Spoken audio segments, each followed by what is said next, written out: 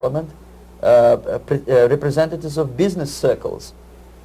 Most of these people were divided roughly in two groups. Those who would toe the Soviet foreign policy, they would be promoted to the positions of power through media and public opinion manipulation.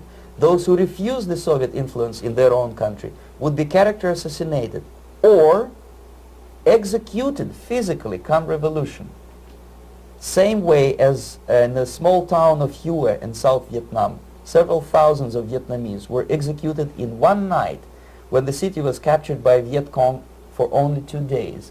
And American CIA could never figure out how could possibly communists know each individual, where he lives, where to get him, and would be arrested in one night, basically in some 4 hours before dawn, put on a van, taken out of the city limits and shot. The answer is very simple. Long before communists occupied the city, there was extensive network of informers, local Vietnamese citizens, who knew absolutely everything about people who are instrumental in public opinion, including barbers and taxi drivers. Everyone who was sympathetic to the United States was executed. Same thing was done under the guidance of the Soviet embassy in Hanoi, and same thing I was doing in New Delhi. To my horror, I discovered that in the files where people were doomed to execution, there were names of pro-Soviet journalists with whom I was personally friendly. Pro-Soviet? Yes. They were idealistically minded leftists who made several visits to USSR, and yet the KGB decided that come revolution or drastic changes in political structure of India, they will have to go. Why is that? Because they know too much. Simply because, you see, the useful idiots, the leftists who are idealistically believing in the beauty of Soviet socialist or communist or whatever system, when they get disillusioned, they become the worst enemies. That's why my KGB instructors specifically made a point, never bother with leftists. Forget about these political prostitutes. Aim higher. This was my instruction. Try to get into large circulation, established conservative media. Rich, filthy rich movie makers, intellectuals, so-called academic circles. Cynical, egocentric people who can look into your eyes with angelic expression and tell you a lie. These are the most recruitable people, people who lack moral principles, who are either too greedy or too suffer from self-importance. They feel that they matter a lot. These are the people who KGB wanted very much to recruit. But to eliminate the others, to execute the others, don't they serve some purpose? Wouldn't they be the ones they rely on? They serve purpose only at the stage of destabilization of a nation. For example, your leftists in United States, all these professors and all these beautiful civil rights defenders, they are instrumental in the process of the subversion only to destabilize the nation. When their job is completed, they are not needed anymore. They know too much. Some of them, when they get disillusioned, when they see that Marxist-Leninists come to power, obviously they get offended. They think that they will come to power. That will never happen, of course. They will be lined up against the wall and shot. But they may turn into the most bitter enemies of Marxist-Leninists when they come to power. And that's what happened in Nicaragua. You remember most of these former Marxist-Leninists were either put to prison or one of them split and now he's working against Sandinistas. It happened in Grenada when Maurice Bishop was already a Marxist. He was executed by a new Marxist who was more Marxist than this Marxist. Same happened in Afghanistan when first there was Taraki, he was killed by Amin, then Amin was killed by Babrak Karmal with the help of KGB. Same happened in Bangladesh when Mujibur Rahman, very pro-Soviet leftist, was assassinated by his own Marxist-Leninist military comrades. It's the same pattern everywhere. The moment they serve their purpose, all the useful idiots are either be executed entirely, all the idealistically minded Marxists, or exiled or put in prisons, like in Cuba. Many former Marxists are in Cuba, in prison. So most of the Indians who were cooperating with the Soviets, especially with our Department of Information of the USSR Embassy, were listed for execution. And when I discovered that fact, of course I was sick. I was mentally and physically sick. I thought that I'm going to explode one day during the briefing at the ambassador's office, I would stand up and say something that we are basically a bunch of murderers. That's what we are. It has nothing to do with friendship and understanding between the nation and blah, blah, blah. We are murderers. We behave as a bunch of thugs in a country which is hospitable to us, a country which with ancient traditions. But I did not defect. I tried to get the message across. To my horror, nobody wanted even to listen, least of all to believe what I had to say. And I tried all kinds of tricks. I would leak information through letters or lost documents or something like that. And still I got no message. The message was not published, even in the conservative mass media of India. The immediate impulse to defect was Bangladesh crisis, which was described by American correspondents as Islamic grassroots revolution, which is absolute baloney. There was nothing to do with Islam, and there was no grassroots revolution. Actually, there are no grassroots revolutions, period. Any revolution is a byproduct of a highly organized group of conscientious and professional organizers, but it has nothing to do with grassroots. In Bangladesh, it was nothing with grassroots. Most of the Awami League party members, Awami League means People's Party, were trained in Moscow in the High Party School. Most of the Mukti Fauj leaders, Mukti Fauj in Bengali means People's Army, same as SWAPO and all kind of liberation armies all over the world, the same bunch of useful idiots. They were trained at Lumumba University and various centers of the KGB in Simferopol, in Crimea, and in Tashkent. So when I saw that Indian territory is being used as a jumping board to destroy East Pakistan, I saw myself thousands of so-called students traveling through India to East Pakistan, through the territory of India, and Indian government pretended not to see what's going on. They knew perfectly well, the Indian police knew it, the intelligence department of Indian government knew it, the KGB of course knew it, and the CIA knew it. That was most infuriating, because when I defected and I explained to the CIA debriefers they should watch out because East Pakistan is going to erupt any moment, they said I was reading too many James Bond novels. Anyway, so East Pakistan was doomed. One of my colleagues in the Soviet consulate in Calcutta, when he was dead drunk, he ventured into the basement to relieve himself, and he found big boxes which said printed matter to Dhaka University. Dhaka is the capital of East Pakistan. And since he was drunk and curious, he opened one of the boxes and he discovered not printed matter. He discovered Kalashnikov guns and ammunition in there. Anyway, it's a long story. When I saw the preparations for the invasion into East Pakistan, obviously I wanted to defect immediately. The only thing I couldn't at that time make up my mind when and where and how. One of the reasons, of course, you see, I was in love with India. I mentioned it before. I spoke the languages. I socialized with people. And I understood that I had to act fast unless I want this beautiful country to be permanently and irreparably damaged by our presence. One of the reasons not to defect was, as you can see, I was living in relative affluence. Who the hell in the normal mind would defect and do what? To be abused by your media, to be called McCarthyist and fascist and paranoid, or to drive a taxi in New York City? What for? What the hell for should I defect?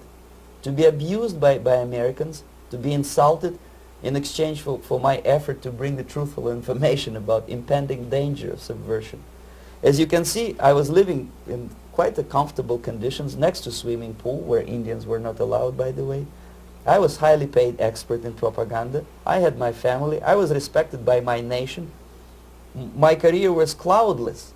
The third reason, how to defect with the family.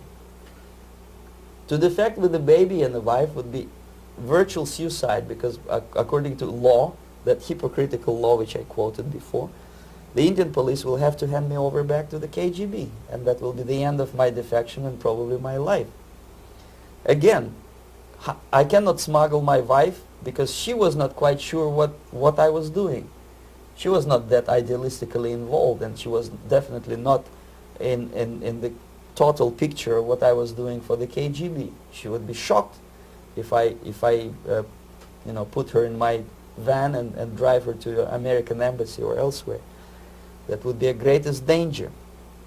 So again, I had to defect in such a way that my defection would look as simple disappearance. And there were many cases like that when the Soviet agents simply disappeared, either killed in action or, thanks to their curiosity and their close contacts with radicals, some of them were killed by the Marxists, by the way. It happened in many African countries when the Soviet KGB were killed by Africans themselves. Not because they hated Marxism-Leninism, but because they were simply trigger-happy bunch of unruly characters. If you give them a machine gun, they will shoot. And some of the Soviets obviously were not careful enough to protect themselves, and they got into embarrassing situations when they were shot at the crossfire between factions of so-called liberation movements. Anyway, so I decided, as I said, to study the counterculture. I decided this probably would be the best way to disappear. I socialized with characters like this. On the left, you see, he's a barefoot American hippie. It took me quite a long time to study exactly what they were doing and how to mix with them. But eventually I did it. Most of Indian newspapers carried my picture and promise of 2,000 rupees for information about my whereabouts. But they were looking for the wrong person, because they obviously tried to stop a young Soviet diplomat in white shirt and tie, and this is how I looked at the time of defection. Nobody could possibly think that a Soviet diplomat would be as crazy as to join a bunch of hippies. That's you. Yes, travel India and smoke hash. So I made it literally almost like a Hollywood-style detective story. From under the nose of the KGB in Bombay airport, I landed the plane and I flew to Greece, where I was debriefed by the CIA. That's basically that's all for my slides. We can turn off the projector then. That's very interesting. Well, you spoke several times before about ideological subversion. That is a phrase that I'm afraid some Americans don't fully understand. When the Soviets use the phrase ideological subversion, what do they mean by it? Ideological subversion is the process which is legitimate, overt, and open. You can see it with your own eyes. All you have to do, all American mass media has to do, is to unplug their bananas from their ears, open up their eyes, and they can see it. There is no mystery. There is nothing to do with espionage. I know that espionage intelligence gathering looks more romantic. It sells more deodorants through the advertising, probably. That's why your Hollywood producers are so crazy about James Bond type of thrillers. But in reality, the main emphasis of the KGB is not in the area of intelligence at all. According to my opinion and opinion of many defectors of my caliber, only about 15% of time, money, and manpower is spent on espionage as such. The other 85% is a slow process which we call either ideological subversion or active measures, активные мероприятия in the language of the KGB, or psychological warfare. What it basically means is to change the perception of reality of every American to such an extent that despite of the abundance of information, no one is able to come to sensible conclusions in the interests of defending themselves, their families, their community, and their country. It's a great brainwashing process which goes very slow, and it's divided in 4 basic stages. The first one being demoralization. It takes from 15 to 20 years to demoralize a nation. Why that many years? Because this is the minimum number of years which requires to educate one generation of students in the country of your enemy, exposed to the ideology of the enemy. In other words, Marxism-Leninism ideology is being pumped into the soft heads of at least 3 generations of American students without being challenged or counterbalanced by the basic values of Americanism, American patriotism. The result you can see. Most of the people who graduated in the 60s, dropouts or half-baked intellectuals, are now occupying the positions of power in the government, civil service, business, mass media, educational system. You are stuck with them. You cannot get rid of them they are contaminated. They are programmed to think and react to certain stimuli in a certain pattern. You cannot change their mind, even if you expose them to authentic information, even if you prove that white is white and black is black, you still cannot change the basic perception and the logic of behavior. In other words, these people, the process of demoralization is complete and irreversible. To get rid society of these people, you need another 20 or 15 years to educate a new generation of patriotically minded and common sense people who would be acting in favor and in the interests of the United States society. And yet these people who've been programmed and, as you say, in place and Yes. who are favorable to an opening with the Soviet concept, these are the very people who would be marked for extermination in this country? Most of them, yes. Simply because the psychological shock when they will see in future what the beautiful society of equality and social justice means in practice, obviously they will revolt. They will be very unhappy, frustrated people. And the Marxist-Leninist regime does not tolerate these people. Obviously they will join the links of dissenters, dissidents. Unlike in present United States, there will be no place for dissent in future Marxist-Leninist America. Here you can get popular like Daniel Ellsberg and filthy rich like Jane Fonda for being dissident, for criticizing your Pentagon. In future, these people will be simply squashed like cockroaches. Nobody is going to pay them nothing for their beautiful, noble ideas of equality. This they don't understand, and it will be greatest shock for them, of course. The demoralization process in the United States is basically completed already. For the last 25 years. Actually, it's overfulfilled because demoralization now reaches such areas where previously not even Comrade Andropov and all his experts would even dream of such a tremendous success.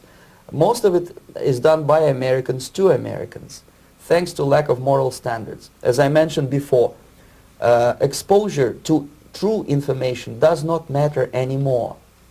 A person who was demoralized is unable to assess true information. The facts tell nothing to him.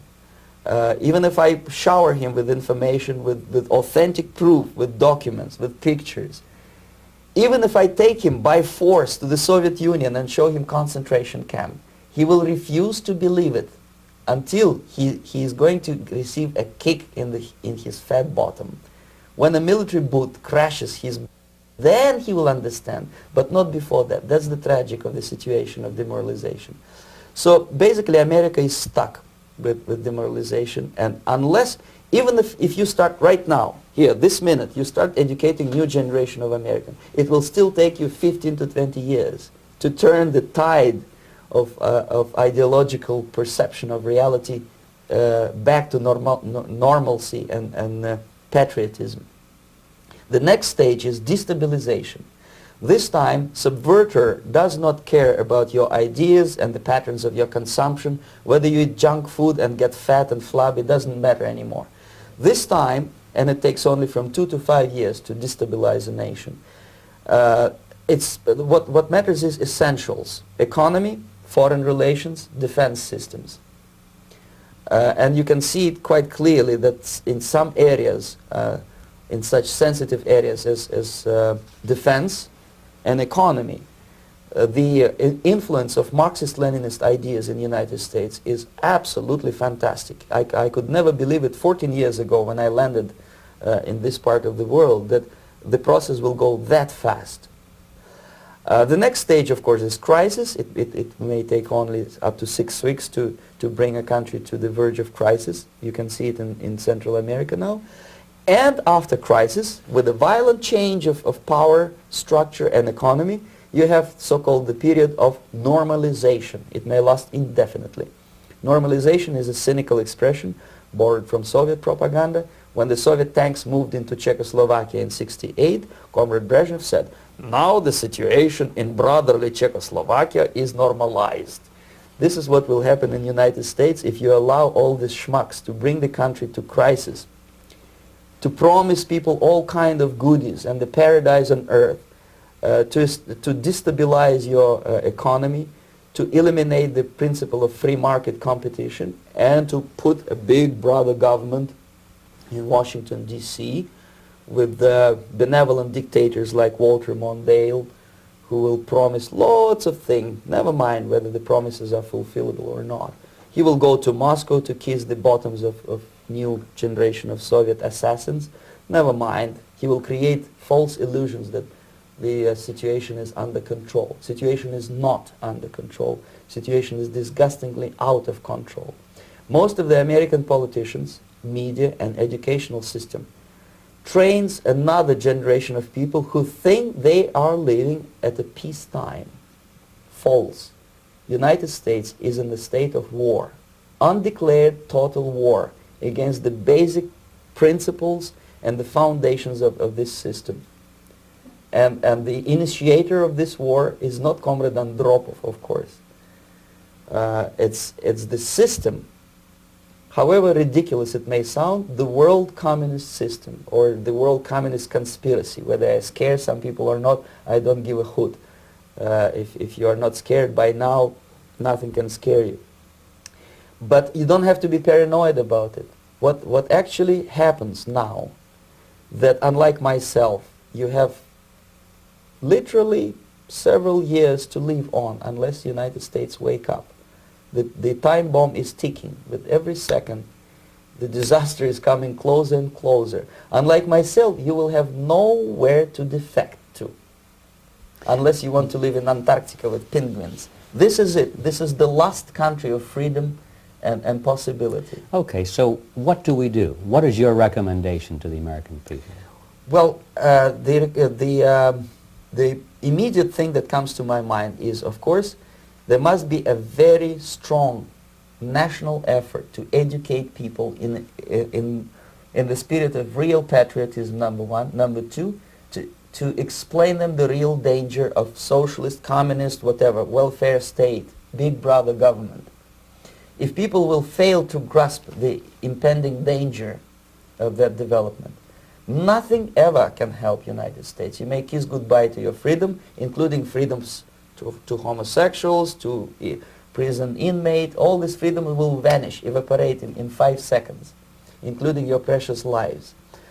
The second thing, the moment at least part of United States population is convinced that the danger is real, they have to force their government. And I'm not talking about sending letters, signing petitions, and all this beautiful, noble activity. I'm talking about forcing United States government to stop aiding communism. Because there is no other problem more burning and urgent than to stop the Soviet military-industrial complex from destroying whatever is left of the free world. And it is very easy to do. No credits, no technology, no money, no political or diplomatic recognition, and of course no such idiocy as grain deals to USSR. The Soviet people, 270 millions of Soviets, will be eternally thankful to you if you stop aiding a bunch of murderers who sit now in Kremlin and whom President Reagan respectfully calls government. They do not govern anything, least of all such complexity as the Soviet economy. So basic, two very simple, maybe too simplistic answers or solutions, but nevertheless they are the only solutions. Educate yourself, understand what's going on around you. You are not living at the time of peace. You are in a state of war, and you have precious little time to save yourself. You don't have much time, especially if you are talking about young generation. There's not much time left for convulsions to the beautiful disco music. Very soon it will go, just overnight. If we are talking about capitalists or wealthy businessmen, I think they are selling the rope on which they will hang very soon. If they don't stop, if they cannot curb their unsettled desire for profit, and if they keep on trading with the monster of the Soviet communism, they are going to hang very soon. And they will pray to be killed But unfortunately they will be sent to Alaska probably to manage industry of slaves. It's simplistic. I know it sounds unpleasant. I know Americans don't like to listen to things which are unpleasant. But I have defected not to tell you the stories about such idiocy as microfilm, James Bond type espionage. This is garbage. You don't need any espionage anymore. I have come to talk about survival. It's a question of survival of this system. You may ask me, what is it in for me? Survival, obviously, because unlike, as I said, I am now in your boat. If we sing together, we'll sing beautifully together. There is no other place on this planet to defect to.